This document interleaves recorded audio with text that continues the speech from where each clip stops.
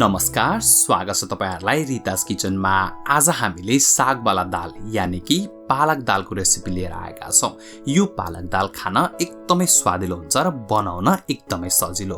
तपाईहरु धेरै जनाले रितास किचन फेसबुक ग्रुपमा आफूले बनाएको डिशहरुको फोटोहरु पोस्ट गर्नु भएको छ। ती फोटोहरु असाध्यै राम्रो छन्। तपाईहरुले यसरी नै पोस्ट गरेर हाम्रो हौसला बढाइदिनु होला। आउनुस् फटाफट सुरु गरौँ आजको यो रेसिपी। आजको रेसिपी बनाउनलाई हामीले यहाँ 100 ग्राम रातो दाल प्रयोग गरेका छौं र साथसाथै हामीले यहाँ 50 ग्राम मुङको दाल पनि प्रयोग गरेका छौं।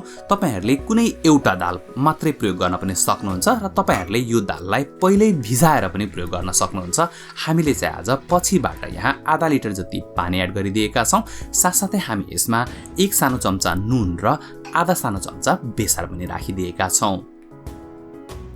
हामीले यहाँ थोरै तोरीको तेल पनि एड गरिदिएका छौं। तोरीको तेल एड गर्यो भने दाल उम्लेर बाहिर आउँदैन। कुकरको ढक्कन बन्द गरिदिनुस् र अनि त्यसपछि तपाईले यो कुकरलाई आगोमा राखेर 2 सिटी लागुन्जेलसम्म पकाउनु पर्ने हुन्छ। कुकरलाई आगोमा राखेर सिटी लाग्न छोडिदिनुस् र आउनुस् त्यही बीचमा हामी फटाफट अन्य तयारीहरु गर्छौं। सबैभन्दा पहिला त हामी एउटा सानो साइजको प्याज लिन्छौं र यो प्याजलाई भिडियोमा देखाएसरी नै हामीले मसिनो हुने गरी काटेर तयार पार्नुपर्ने हुन्छ।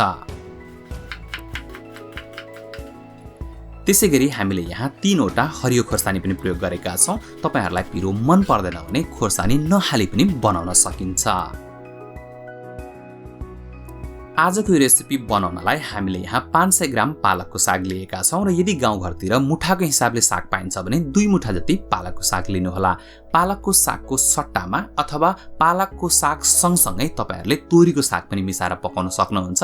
हामीले चाहिँ आज पालकको साग मात्रै प्रयोग गरेका छौं। सागलाई भिडियोमा देखाएसरी नै तपाईहरुले एकदम मसिनो हुने गरी काट्नु होला। तपाईहरुले यसरी मसिनो काट्दाखेरि दालमा हाल्ने बित्तिकै साग एकदमै राम्रोसँगले गल्छ र स्वाद पनि एकदमै बढ्छ। त्यसैगरी हामीले यहाँ 4 वटा लसुन पनि प्रयोग गरेका छौं र लसुनलाई पनि तपाईहरुले भिडियोमा देखाएसरी काट्नु होला। अनि त्यसैगरी थोरै अदुवा पनि लिनु होला र अदुवालाई पनि एकदम मसिनो हुने गरी काटेर तयार पार्नु होला।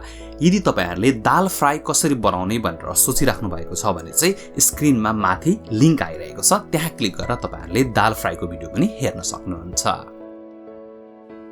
कुकरमा दोस्रो सिटी पनि लागिसकेको छ। अब हामी यो कुकरलाई ठण्डा हुनलाई एकछिन साइडमा राखिदिन्छौं र यही बीचमा हामी फटाफट एउटा कराई बसालेर यसमा 2 ठूलो चम्चा तोरीको तेल एड गरिदिन्छौं।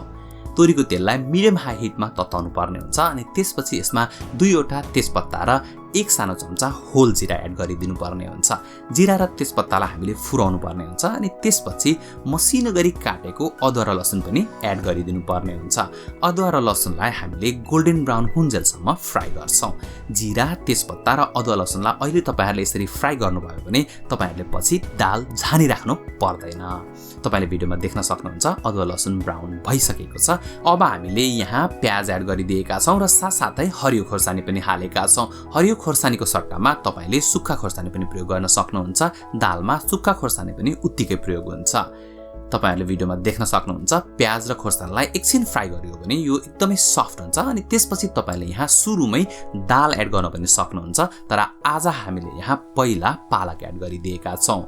पालकलाई सुरुमै राख्यो भने पालकबाट पानी निस्किन्छ अनि त्यो एकदमै राम्रोसँगले गल्छ र त्यसपछि तपाईले दाल एड गर्नुभयो भने एकदमै राम्रो स्वाद दिन्छ।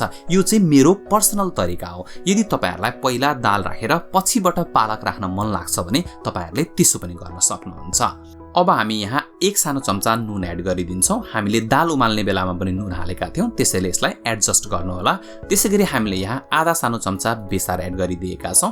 अब नुन र बेसार हालिसकेपछि यसलाई एकछिन चलाउँदै पकाउनु होला। त्यसो गर्दा सागबाट एकदम धेरै पानी निस्किन्छ अनि हामी यसलाई छोपिदिन्छौं र छोपेर सानो आगोमा यसलाई हामी एकछिन पाक्न दिन्छौं। कुकर एकदम राम्रोसँगले ठण्डा भइसकेको छ। अब हामीले यो कुकरको ढक्कन खोलेर हेरौं त दाल कस्तो भएछ। यदि तपाईहरुले 2 सिटी लगाउनु भयो भने दाल राम्रोसँगले नै पाक्छ। भिडियोमा पनि देख्न सक्नुहुन्छ दाल राम्रोसँगले पाकिसकेको छ। अब यो दाललाई हामीले एउटा बाउलमा ट्रान्सफर गरेका छौं।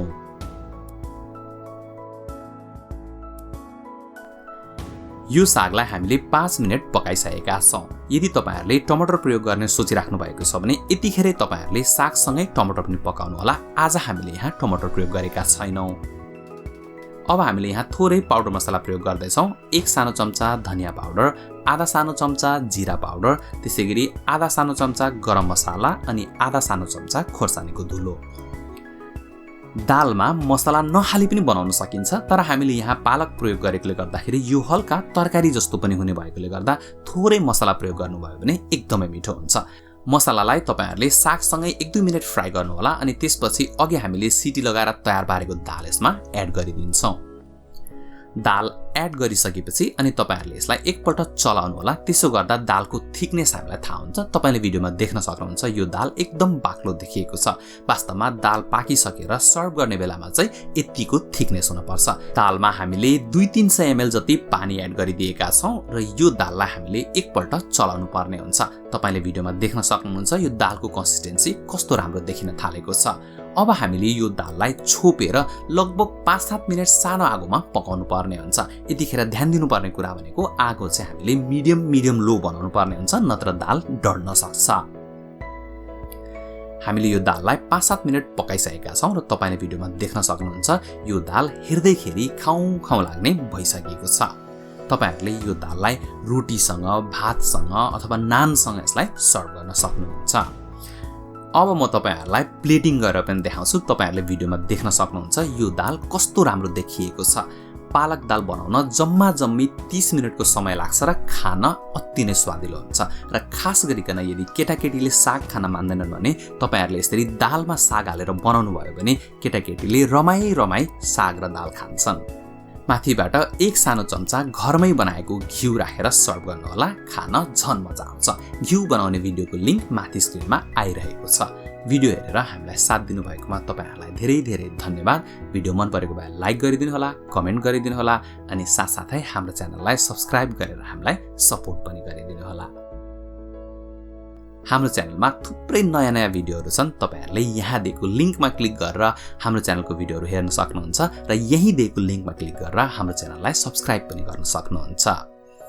हामी यस्तै नयाँ भिडियो लिएर आउने गर्दछौं। भिडियो अन्तिमसम्म हेरिदिनु भएकोमा तपाईहरु सबैजनालाई धेरै धन्यवाद।